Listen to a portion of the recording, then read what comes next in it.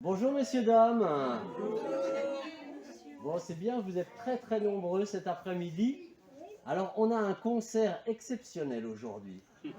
C'est l'Amérique du Sud qui vient jusqu'à nous.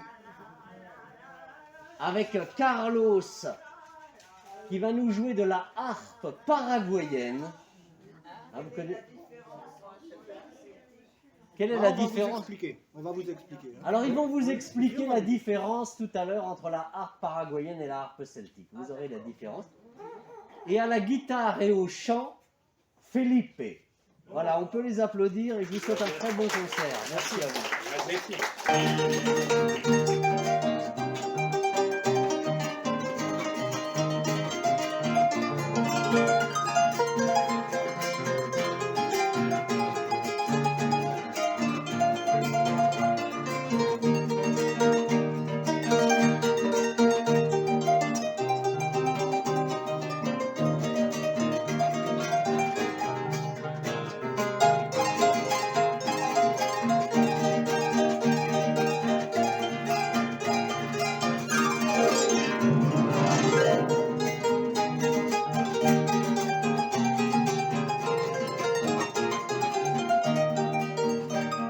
Cuenta la leyenda que una vez se encontraba encaramado un indiecito guaraní que, sobresaltado por el grito de su madre, perdió apoyo y cayendo se murió.